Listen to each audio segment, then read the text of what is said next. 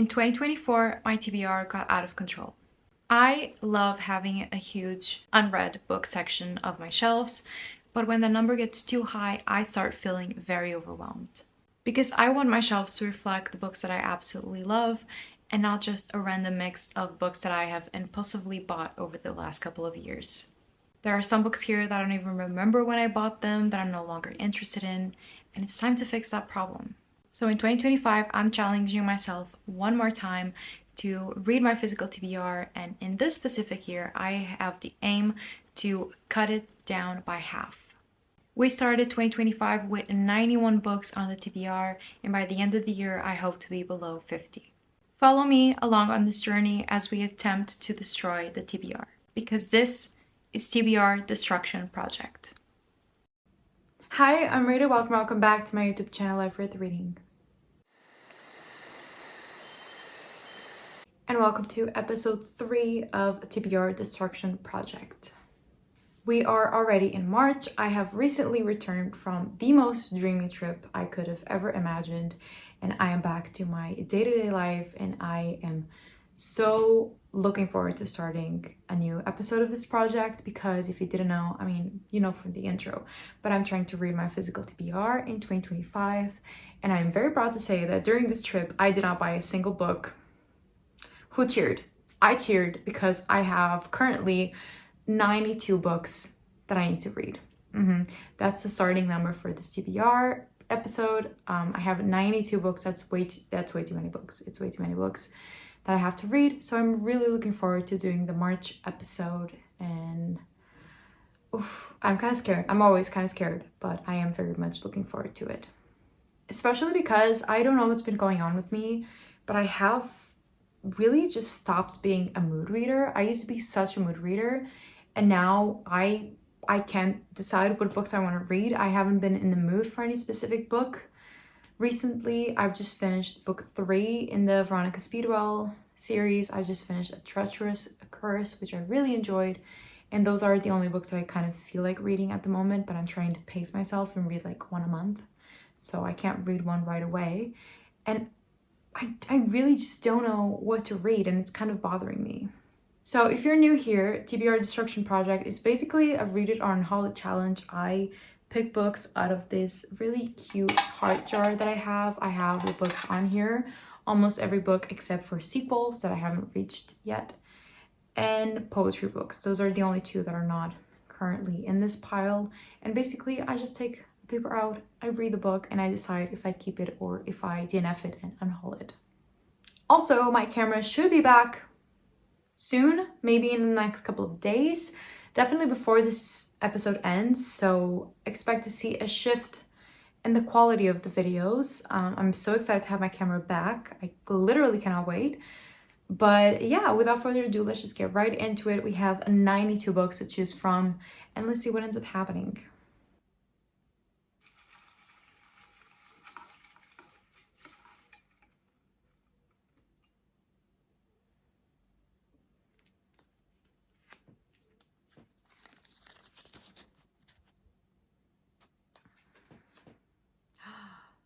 Okay, we have Matrix by Lauren Groff. Okay, so this is a newer book that I acquired. I bought this on my recent trip to London, and I am really looking forward to reading this book because it's actually on my spring TBR, which is kind of exciting that a book that I recently purchased and then is on my TBR for the next couple of months could be picked for this episode. This is basically a book set in medieval times in Europe, in France, and we have our main character called Marie de France, and she is sent to England to become prioress of an abbey, and she is enormously tall. She's from a family of female warriors and crusades, and she teaches the other nuns sword fighting and dagger work, and she brings herself and her sisters into richness and power. I think this is going to be so much fun. I remember trying to read this a couple of years ago, and it was a bit hard to get into. It had a lot of, if I remember correctly, it had a lot of like, I don't know, run-on sentences. The narration voice was a bit weird. At the time, it didn't fully work for me, but it's a different year, it's a different era. and I'm really hopeful that I'm going to enjoy this book. So I'm really happy about this pick. First book of the vlog. And now I'm going to put this paper that has Matrix written on it. I'm going to put it in this little thing where I put my film strips. And yeah, and we're going to count it at the end of the year, how many books I read. But I don't know. I'm hopeful that I'm going to enjoy this book, but I really just don't know. So I'm going to start it and I'll let you know when I'm about 100 pages in, maybe, because this book is quite short. It's 250 pages, so I'll tell you when I'm at least a third of the way through to tell you what I'm thinking of it. But yeah, welcome to the vlog. I hope that you enjoy it. I have been feeling so much better lately, so I think this is going to be a great vlog, and I hope that you enjoy it.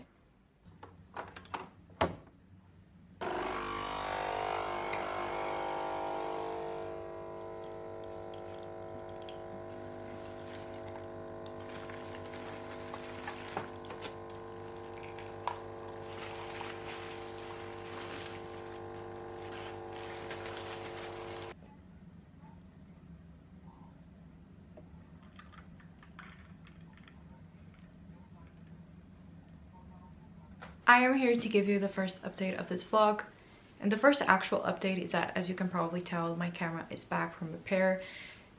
I don't know why, but the settings are a little bit different from what they used to be. I don't really know what's going on, so I'm still trying to figure that out, but I hope that the quality is better and that I don't know, I hope that we feel good about this transition. But the first actual update that I want to give is that I've just reached part 2 of this book of Matrix by Lauren Groff. I'm currently on page, oh, my post-it just went off flying. I'm currently on page 56 of Matrix, and I'm really enjoying it. I don't know why when I read it at the time, like a couple of years ago, I don't know why it didn't work for me then, because I'm really enjoying the writing now. I'm having a really great time with it, so I really don't know what the problem was back then, but I'm having a really great time. I really like our main character Marie. I like how different she is from the other nuns and from the other characters in this book, because the setting is so strict and it's so, they have to really conform to a certain lifestyle, and the fact that Marie is such the opposite of what every other character is in this book is very appealing to me. I'm really enjoying that, and I'm just having a really great time. I love the writing, I love the quotes, and I just like how kind of weirder this is starting to get. Not weird in like a modern day setting, but weird for the time being, and how they're behaving as to what is accessible during this time. So I'm really enjoying that, and I'm just having a really great time, which I think is really, really fun, and I am just really enjoying it. And I hope to reach at least a halfway point today. That would be amazing. But overall, I'm just having the best time. I'm so glad that my camera is also back. And I think that now this afternoon, I'm also going to put up some postcards in my room, because I just recently returned from a trip, and when I go on trips, I always buy like a bunch of postcards and I just put it up on my art walls, and I love my walls so much. So I think that I'm going to be filming a little bit of the process of that, and then I'm just going to keep reading. And also yesterday I finally succumbed to the pressure and I created a TikTok, so like a book talk. So I'm going to leave it in the description of this video, and I'm going to try to film a couple of videos today, because I don't know, I want to explore short form content and see where it leads me, because I haven't had the best luck on YouTube, and I've always been someone who was a bit scared of TikTok, I'm not gonna lie. But now that I'm in it, I don't really feel the push to stay there for a couple of hours, which was my fear, honestly, was that I would just brain rot on there. But so far, I haven't really been enjoying it that much, of like watching other videos, so I haven't really felt a pull to stay there. And now I'm mostly just excited to actually create some content, so I don't know, we'll see how that goes. That's my update for today, and yeah, let's put up some art on my walls and let's try to have a good afternoon, because it's been raining a lot. It's been the worst weather, and it's going to stay raining all week. So Yeah, I'm not having the best time, but I'm going to enjoy the time to read.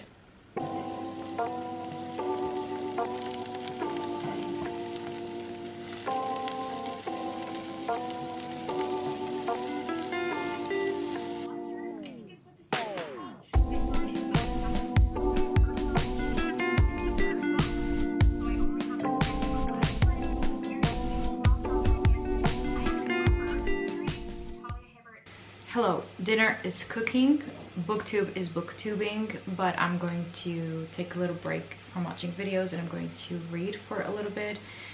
I had therapy and I filmed a little bit of some videos for TikTok, which I never thought I would say. Truly, I never thought I would say that. I have been against TikTok for all of its existence. I was so afraid of getting sucked into it. I was so afraid that I would never get out, that my brain would just rot in there. But so far so good. I feel like I'm having a good time with it. I'm exploring my creativity. I'm just having fun and I feel really good. But in order to film book content, as you know, because you're watching a booktube video, I need to read. I need to have things to talk to you about. So that's what I'll be doing. I'm just going to be reading Matrix. And I'm going to be telling you about it. I have no idea why it's called Matrix. I still haven't quite figured that out. But yeah, I'm just going to continue reading and we'll see what I think of it.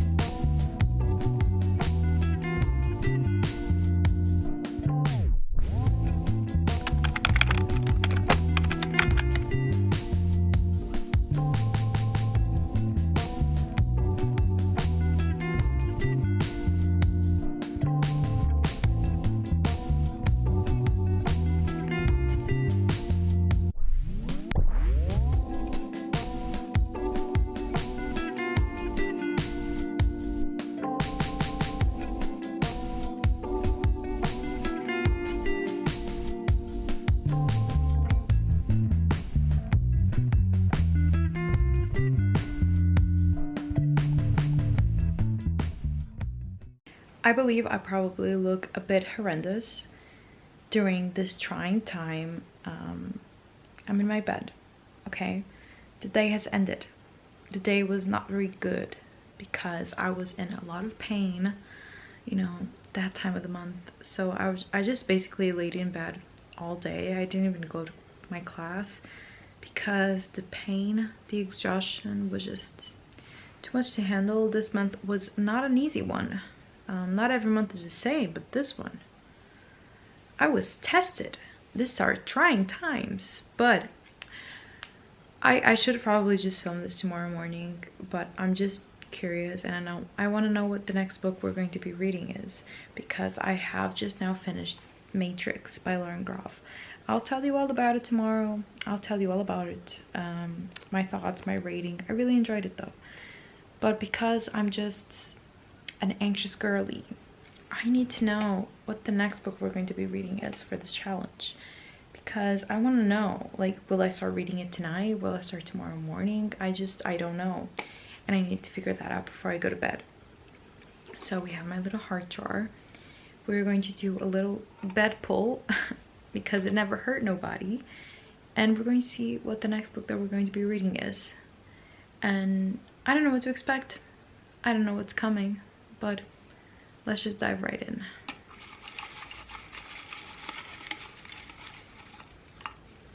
Oh, one fell. That is always hard to handle. Oh, it's not focusing at all, is it? It's not focusing at all.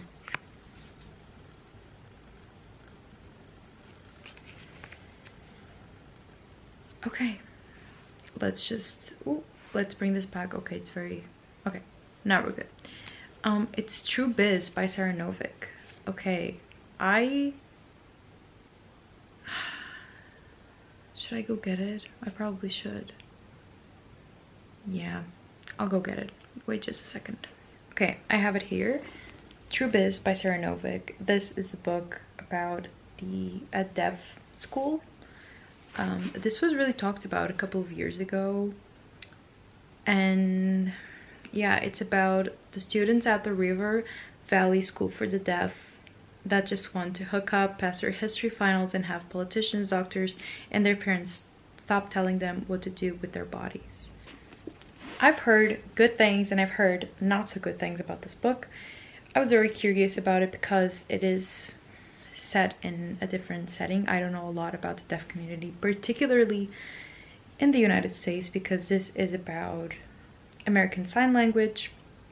One of my only experiences with sign language is, and oh my god, this is such a deep cut, but if you remember the TV show Switched at Birth, oh my god, I used to eat that show up, and one of the main characters was deaf. I'm not actually sure if she was deaf in real life or just her character, but there were a lot of actually deaf people in that show, so that was my first insight, but I'm not sure how realistic that was at the time, and it's been a long time since then.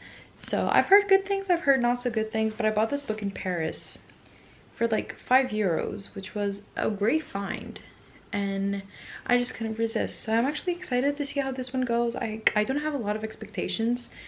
I just think that this is going to be like a fun kind of coming of age story, and I just hope that I like the characters and that I like what goes down in it. So I think this is a good pick. It could have gone worse, so I'll probably start reading tomorrow and I'll let you know what I'm thinking of it so far. I should have talked to you much sooner in the day, but the day was just kind of a rush. Yesterday there was this huge storm at night that really just fucked up the whole city this morning, and then I don't know, I just didn't sleep very well, and then I just had to leave my house and I had classes, and it was just a whole thing. And so I'm afraid I am talking to you again from my bed, which I seem to do a lot of, especially in this vlog. But I do want to give you some final thoughts on Matrix by Lauren Groff because I didn't give them yesterday. I have been meditating on this a little bit, and I think that for my rating, I'm between like a 3.5 and a 4. I really enjoyed this book. I just don't think that it's a favorite or anything like that, because I was hoping it would get a little bit weirder.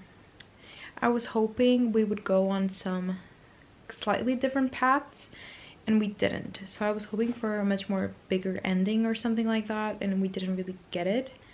But I really enjoyed it. I think that Lauren Groff writes beautifully, and I think that she writes her characters so in such an interesting way.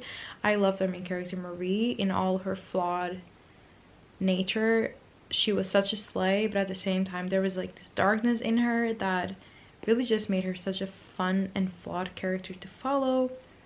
I loved the diversity in terms of personalities, in terms of complexity that she writes the other people that are in Marie's life and in this convent.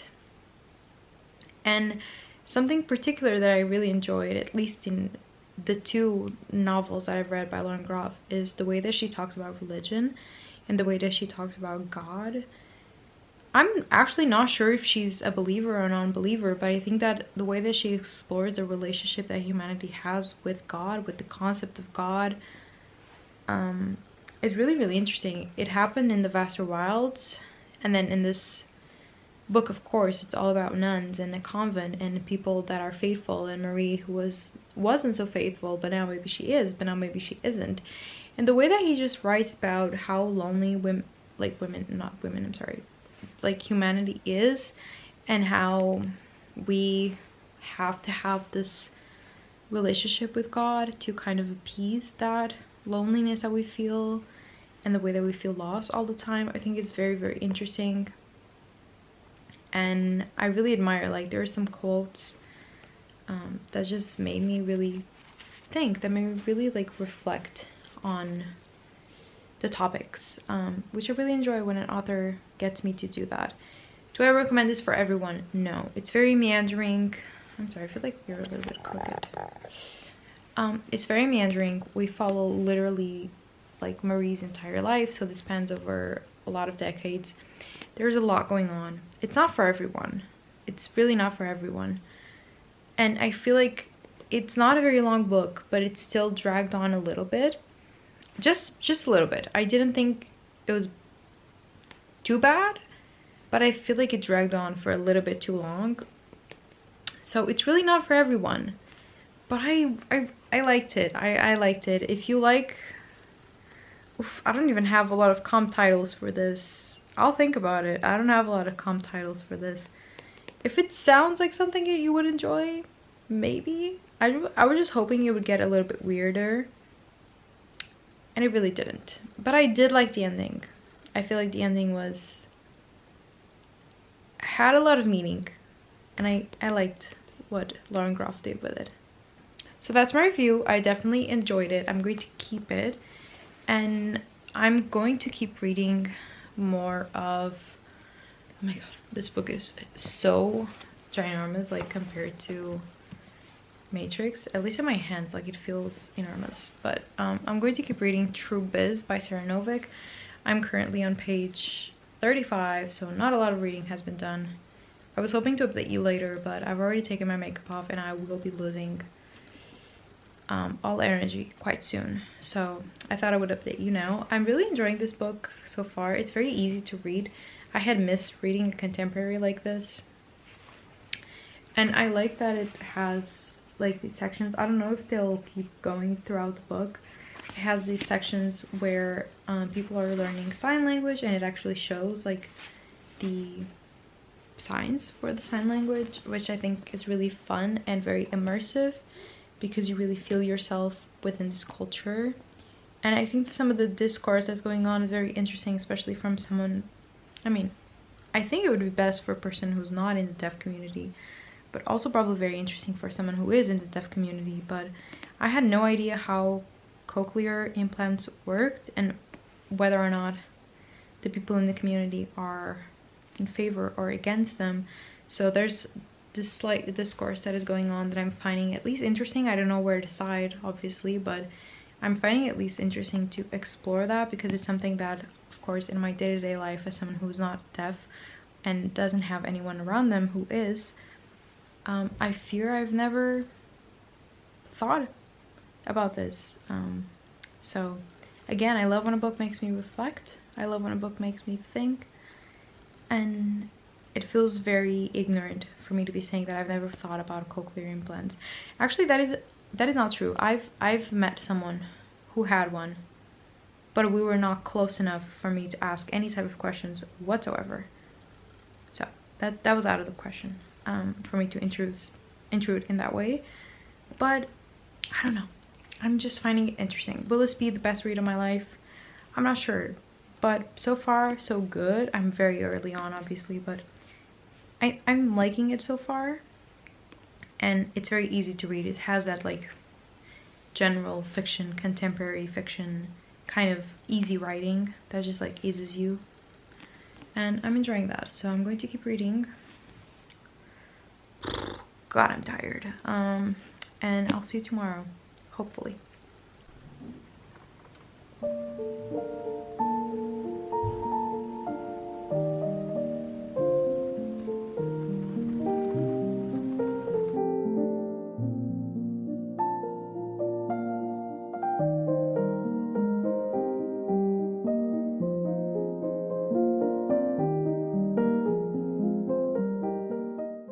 It's time to give you an update on how True Biz is going, because I think that I'm going to be finishing it today. I'm currently on page 273, so I have less than 100 pages to go. No, that's not true.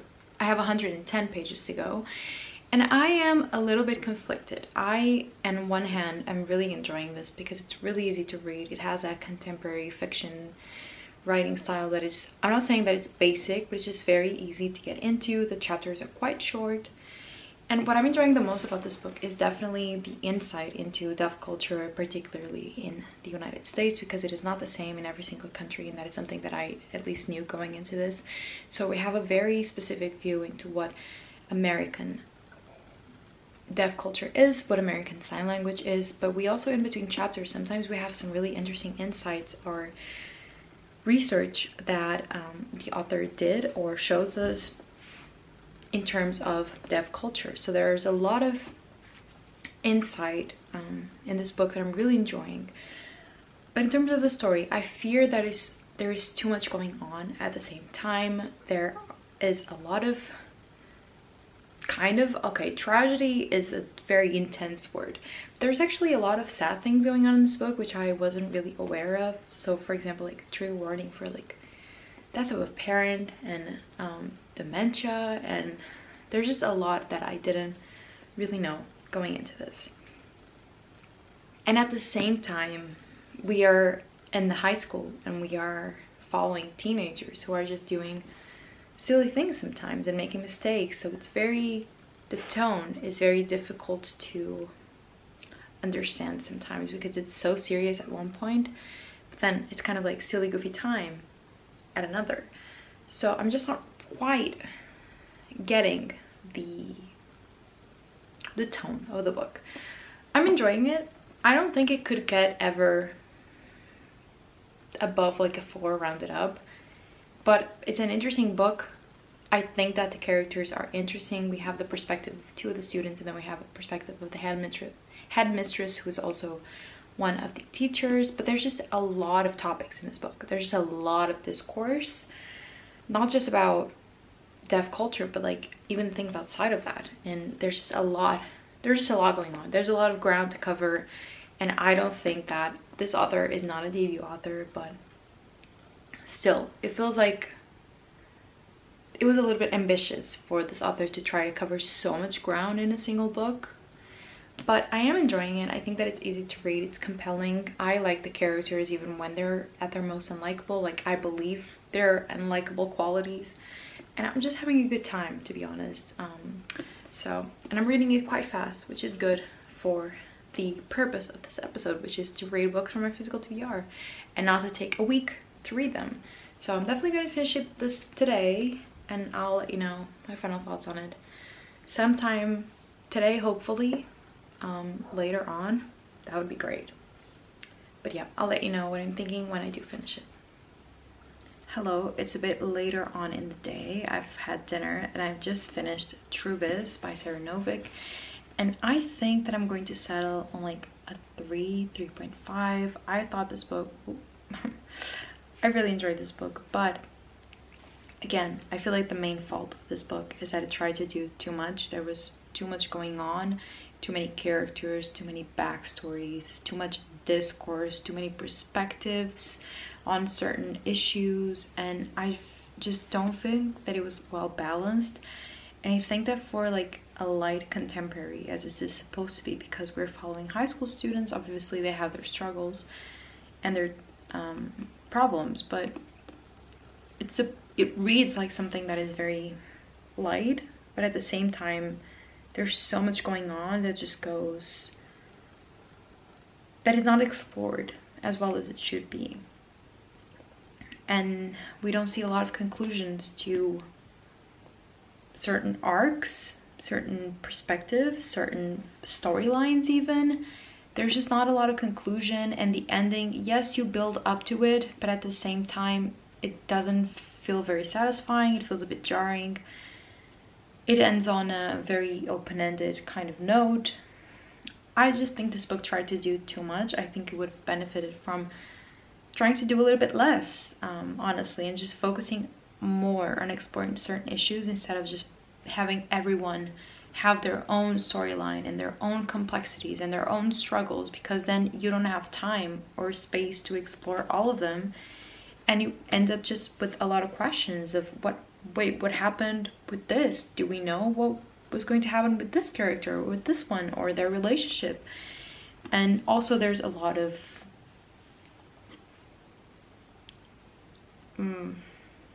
insta-love between the characters, which I think is like, it's fine, it's cute for their age.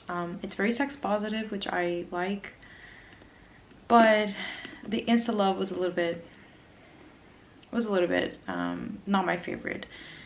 So it had its high points. I loved the certain descriptions between, for example, here there was this break on Alexander Graham Bell, Milan 1880, and why your mom doesn't know sign language. There's a lot of grammar and sign language. There's just a lot of interesting facts, and I really enjoyed that. But the story, I think, was lacking a little bit because it tried to do way too much. Honestly, way too much. But I feel like we're having a good time this episode. 2 books down, and I'm having a lot of fun. And now it's time for the dreaded picking up the 3rd book of the vlog. So let's do it, you guys. Let's pick it. I'm really nervous. Again, I'm always nervous, but let's see. If I don't like it, I can just DNF it. I can just unhaul it. It doesn't have to be a big deal. Why does it feel like such a big deal? This probably won't focus. I think that's backwards. So I'm going to show you first. Here, I hope you can see that. Oh my god. Okay. That's really funny. As you've seen, we got Peach Blossom Spring by Melissa Fu, which is so funny because this is the 2nd book that is on my spring TBR. I'm really not doing this on purpose, I swear. But yeah, this book is on my spring TBR. I've had it on my spring TBR since last year, since before that. It is a bit long, but I'm hoping that I'll love it. How long is this? This is the same length as True Biz. This is almost 400 pages, which is a little bit intimidating. And I'm going to read you what this is about. It is 1938 in China, and Mei Lin, a young wife, has a bright future. But when the Japanese army approaches, Mei Lin and her 4-year-old son, Ren Chu, are forced to flee their home.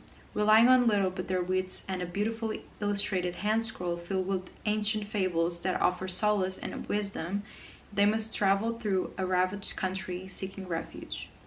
Years later, Ren Chu has settled in America as Henry Dao. Though his daughter, Lily, is desperate to understand her heritage, he refuses to talk about his childhood. How can he keep his family safe in this new land when the weight of the past threatens to drag them down? Yet how can Lily learn who she is if she can never know her family's story? So yeah, it says that this is a bold and moving look at the history of modern China, told through a journey of one family. It's about the power of our past, the hope for a future, and this haunting question: what would it mean to be finally home? I think that I'm really going to enjoy it. I hope that I'm going to enjoy it. I bought this book of the month off of Vinted, and I don't know, I'm just excited that we have another book from our spring TBR. The jar is really helping me out, and yeah, I'm going to try to start it tonight. I'm actually going to watch a movie with my mom, but I'm going to try to read at least the first chapter maybe, and I'll let you know tomorrow what I think of it, because no more scary updates in bed. You deserve better. You deserve better. So look, there's a map of China. That's really nice. But you deserve better than a sleepy, ugly update from bed. So I'm not going to give you one tonight. I'll talk to you tomorrow, and we're going to decide what I think of this book. I'm here to give you my first update on Peach Blossom Spring. I'm currently on page 60. I'm almost done with part 1, and so far I'm liking it. I don't know, I feel a little bit neutral towards it so far. It's very slow, which I was expecting because it is a historical fiction, and sometimes historical fictions move just a little bit slower. I do enjoy them, but this is just not wowing me on any level yet. We are following this family across a lot of like generations. We start the novel, I don't usually like when novels start like this, which is like an explanation of the different generations. Like, this was the great-grandfather who married this, who had this, and then they had this child, who then had this child, who then led to this child in the present time. I don't really love them. I know it's important because in Chinese culture, family and ancestors is something that is very, very important. I'm aware of that, so I know that we had to build this up like this. I just wish we had done it in a slightly different way, and so far it's just not wowing me a lot. It is set during the 20th century in 1938, when the Japanese invasion of China was going on, and so we are following this mother and son who are trying to escape from war and are trying to make a name for themselves, and we know that they eventually end up in the United States because it is written in the synopsis. So far we are just following that initial escape and going to another province very far away to try to save themselves and to stay safe. So am I loving this? Not really. I don't think I would like to DNF it, but it just reads very slowly. So I hope that this can get a little bit better. I feel bad saying that, but I hope that this can improve a little bit because so far I'm feeling very neutral about it.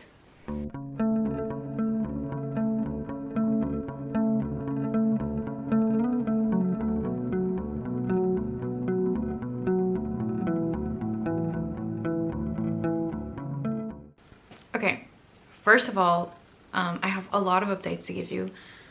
Life updates, book updates. So for my life updates, your girl just got her big girl job. Her first big girl job. Yes, it's true. We have been waiting for this moment for months now, and I'm just so excited. I start next week, which means that will probably be like a dip in the updates, if I'm being quite honest. But it's for a good reason. It's for a good reason. It's because I'll be working. I'll be earning a salary. Oh my god. And obviously I've worked before, but it was all part-time. It was all retail. This is my first big girl job, like, in my career, which is so exciting. And I'm so happy. And I'm so grateful. And I'm so nervous. But that's a story for another day. So you're about to see me way less because I'll have work, and then I'll have my night classes 3 times a week. So you'll be seeing me a lot less, but hopefully I'll be still reading a lot because I will have to take public transportation, a lot of it. So I think I'll still be reading all the same. Also, I bought this like pendant today, and that is the sun card from my tarot, which I love so much, and I'm gonna hold very dearly next to my heart to bring me good luck and health and all good things in sun and positivity. Other news, I went to see Mickey 17 today, which was so stressful. One of the most nerve-wracking films I've ever had to see. I enjoyed it. I liked it. It wasn't amazing, but I really enjoyed it. But yeah, it was so stressful. I was sweating. I was sweating so hard.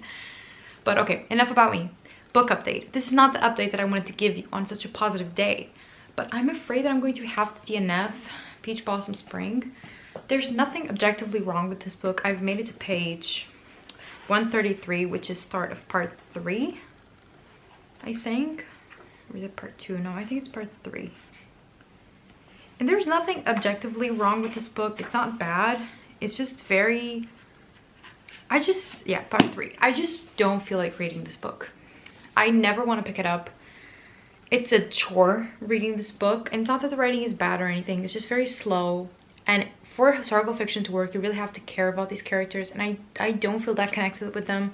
I don't really care all that much about what happens to them. And I just don't feel like picking this book up. And I want to be excited about reading. I don't want it to be a chore. I kind of waited out until I made it at least at the end of part 2.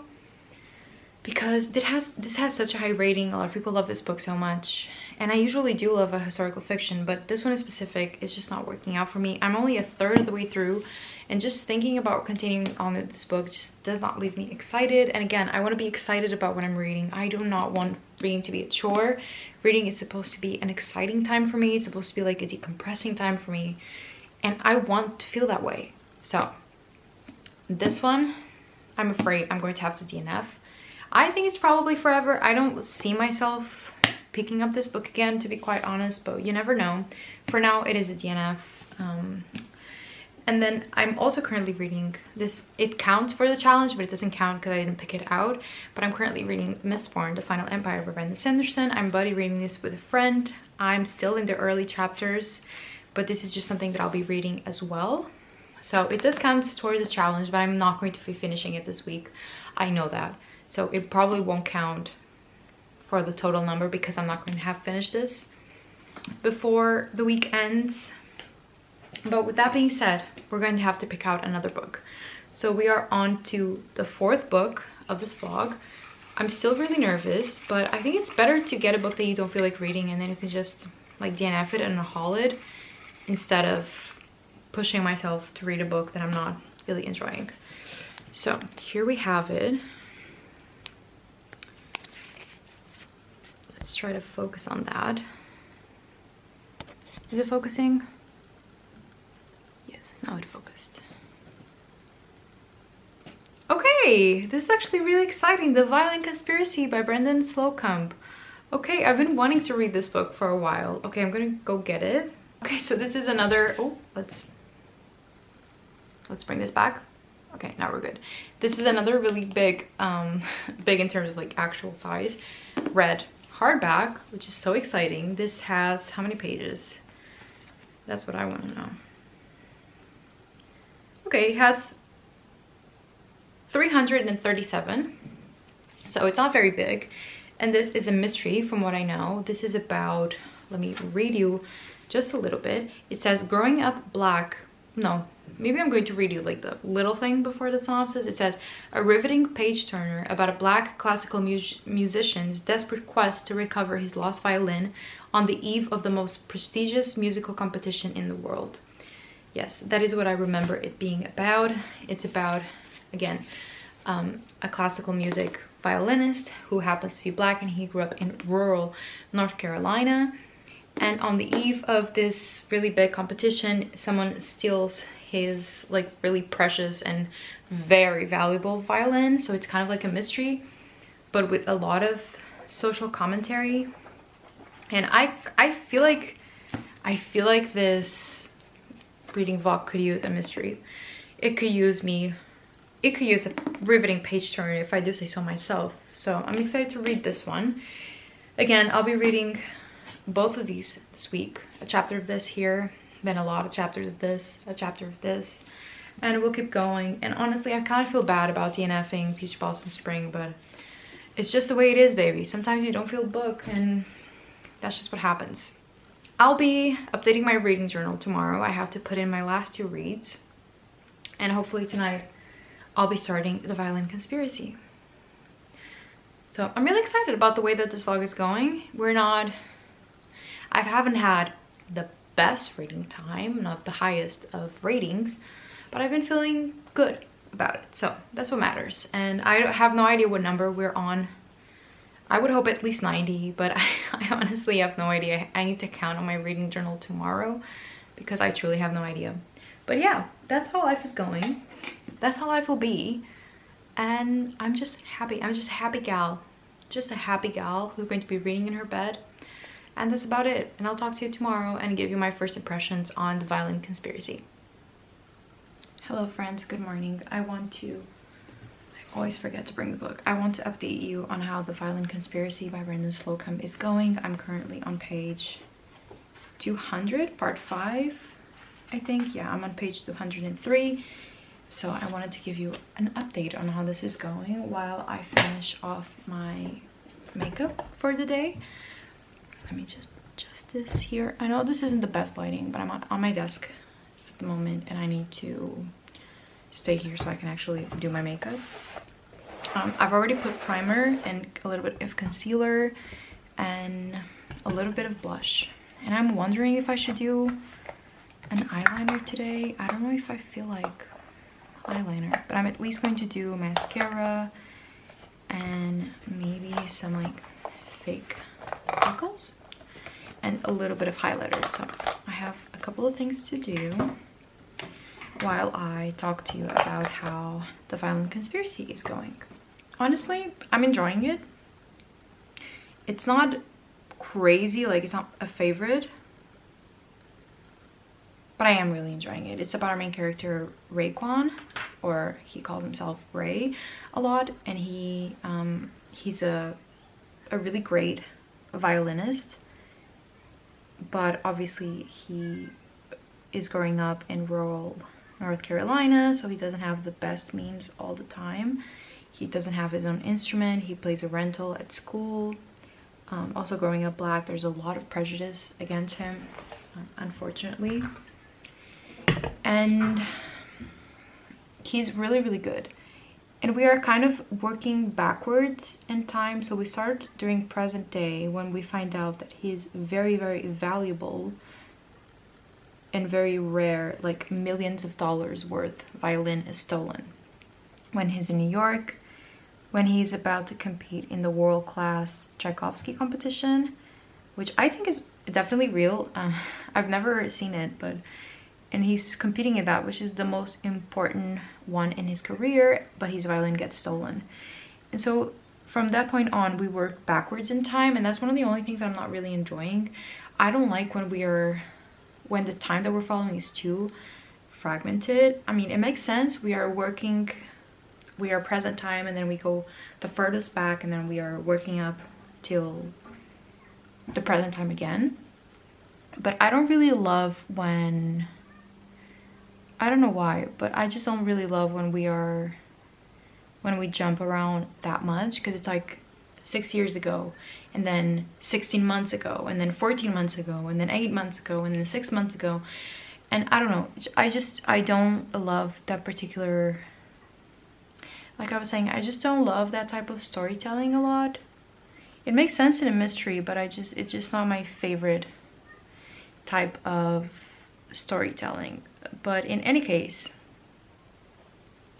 I am definitely enjoying this book. I hate Ray's entire family so much. I mean, not his entire family. There are like a couple of people who I would say that I don't hate, but most of them are just honestly despicable. And so you are just working back in time to realize how he came to have this really incredibly valuable violin, and probably to try and figure out who could have stolen it.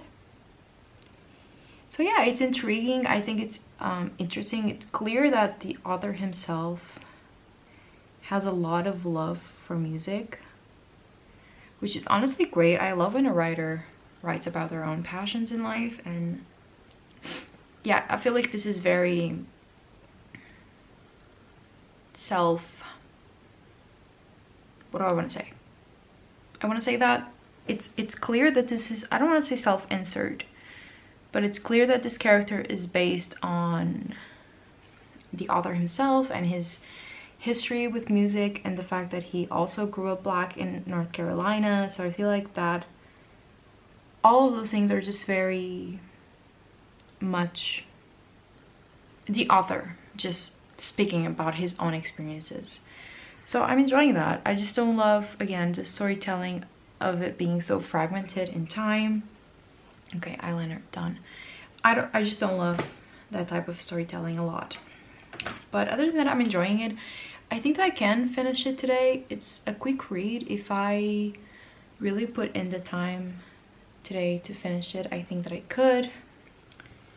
And yeah, I think I'm enjoying it. I don't have a lot to say. Yeah, his family really sucks. Like, they've never supported Ray, and now they are exploiting him a lot because he's finally earning real money as a musician, and he has to send his family a lot of money, so they like stop bothering him. And it's just really, really upsetting to see how like they're such vultures towards Ray. He's finally living his dream and earning money as a musician, and all they can think about is how much money he's gonna send them so they can buy their own things and go on vacations and live lavishly, but through him and through his means and his hard work, when no one ever supported him. So it just really sucks to see that. Obviously, it's also very difficult to see the prejudice against Ray. I don't know if I should say this. Some of it feels, I'm saying this from a very privileged point of view. Okay, I'm white, I'm European. But some of it feels like a little bit cartoonish. Like the amount of racism that Ray has and the amount of absurdity that people say to him. But at the same time, I have only been to New York. Like, I have never been to the Deep South. I don't think I will ever go to the Deep South. So I honestly, even though it seems cartoonish, I believe this author. I believe his experiences, and I believe that he has encountered people like this, which is so upsetting and obviously and so sad. that he had to go through this, and that Ray, the character, has to go through that as well. I just think it's really upsetting, but I honestly do believe him. It does feel cartoonish for someone like me who has never obviously experienced that, and who has never even thought the thoughts that these horrible people are having. But honestly, unfortunately, I do believe this author. It was kind of like the case with Ace of Spades by Farida Ebeke. I feel like I'm missing a name, but it was kind of like that case when people were saying that it was just very exaggerated. But honestly, I believe this authors, unfortunately. I wish I didn't, because that would mean that people are not that horrible in real life, but I definitely believe that people are that horrible in real life. So it's very upsetting to read, especially when you come from a privileged standpoint and you think this cannot be what actually happens, right? But it is. I hope that it isn't, but I think that it is. So that's just honestly really upsetting, but I am enjoying it. I'm hopeful that I'll finish it today. I've read on my balcony this morning, which felt really nice because it's a beautiful day. It's also my last weekend of unemployment, so I'm definitely trying to finish up this vlog. I have a couple of videos that I need to film because next week, oof, it's gonna be extremely serious. So I need to get a few things ready. Okay, makeup is done. Eyebrows are always a mess, but we don't look at that. And those are my updates on the Violin Conspiracy. Hopefully I'll finish it today and give you an update then, like a final review, and I'll finish up this vlog. Also, I'm going to update my reading journal now. I was supposed to do that a couple of days ago, but the week has just been a little bit crazy in getting everything ready, so I haven't done that yet. So I think I'm going to do that now. And yeah, let's see how this one ends, because I really cannot wait to find out who the fuck stole his violin. Give it back. Give it back. He deserves it. So I'll see you later.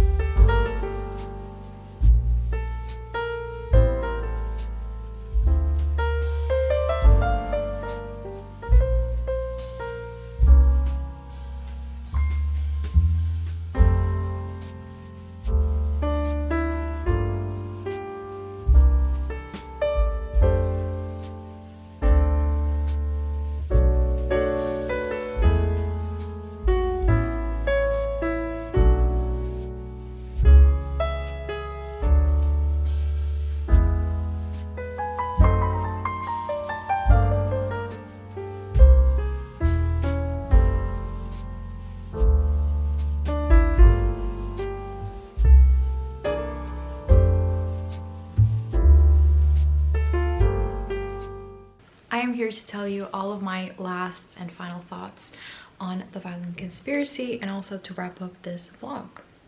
In terms of rating, the Violin Conspiracy I think was like a solid 4-star for me. I really enjoyed this mystery for the mystery itself, but also obviously for the social commentary and the development of this character, who I could see so much of the author in. I could see that the author put so much of himself and his own struggles, which was, I think, really, really brave when an author puts himself like that, and you can see that he has just built upon this character so much with his own history, his own passions, and I really appreciated that. In terms of the mystery, I thought it was solid. It wasn't the best mystery ever. It's one of those where I really can't tell where I wanted it to go. I didn't really know who I wanted to have done it, because again, this involves just so much. It's not just about a stolen instrument. There's so much more than that. There's so much backstory, there's so much history, and there's so much about Black history in specific. So I was really more along for the ride of the story, not really to solve the mystery. But obviously, I still really enjoyed the mystery. I just didn't know who I wanted to have done it. Ideally, no one, but still.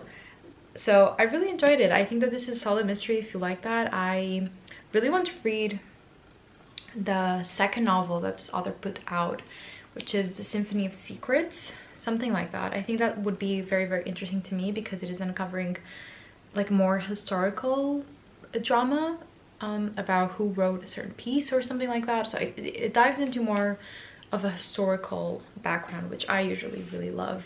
So I think that I'm also going to really enjoy that one, maybe even more than this one, which is more contemporary. There's a bit of history in this one as well because of Ray's ancestors and all of that, but I think that I would enjoy that one more. So I'm going to keep on the lookout for that.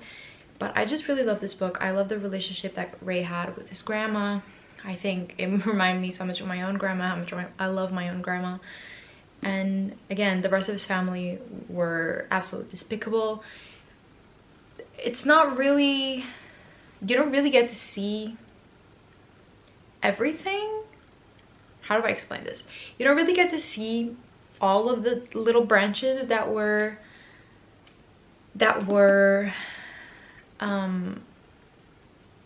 introduced in this book. I wish I could have known a little bit more about certain things. Also, like I don't know, I guess I cannot think of words today. Oh my god, what is going on with me? The climax of the book wasn't really that exciting. I thought it was a little bit underwhelming in terms of the rhythm and the pacing, not in terms of what actually happened. But I thought it would feel much higher stakes than it was. But again, very solid 4 stars. I really enjoyed it. I don't know, for now I'm going to keep it, but it's just one of those books that I don't really see myself rereading because it is a mystery. But I'm going to hang on to it for now, and then we'll see later on in the year what I decide to do with it. So in order to wrap up how this episode went, I only managed to read 4 books this month, which is not bad, but it's also not great. I mean, at least 4 that counted towards the TBR. So we have Matrix, which I ended up giving, rounded up to a 4. I also really enjoyed this one. I'm glad that I finally read it. We have True Biz by Sarah Novak, which was such an interesting read, but I ended up giving it 3. It was a little bit underwhelming for me. Then, unfortunately, we had the DNF of the episode. We have Peach Blossom Spring, which, again, it's not a bad book. Don't take this the wrong way. I just wasn't connecting with the characters, and for a really dense historical fiction like this to work, you have to connect with the characters, and I just wasn't. And then, of course, A Violent Conspiracy, which I ended up giving like a solid 4. It's a... oh, it almost fell. It was a good book. I really enjoyed it, and I'm glad that I finally read it as well, because this was like on my 2022 TBR or something ridiculous like that. So I'm glad that I finally got to it. And if you're wondering to yourself what a number we are currently on, I'm going to disappoint you a little bit. We are currently on number 89. So I have 89 unread books on my TBR. That is because in March I actually bought 2 books, but the one that really counted for this TBR challenge, and the reason why we're not 88 books down, is I bought The Shadow of the Gods by John Gwen. This was a secondhand splurge. It happens. It really does happen. But I'm really proud of myself. I haven't really been buying a lot of books. So this was the only one that kept us from going down to 88. But we are finally below 90, which is such an exciting time for me, honestly. And I think that I deserve that. And hopefully next episode we will be going even further down, because I'm reading a lot of physical books in April. I'm not really sure how I'm going to film a TBR Destruction episode, because I'm already reading so many books for my TBR in April. But I'm going to try and figure it out. I will.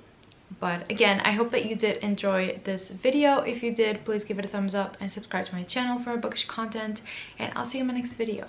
I hope you have a nice day, and always remember that life is worth reading.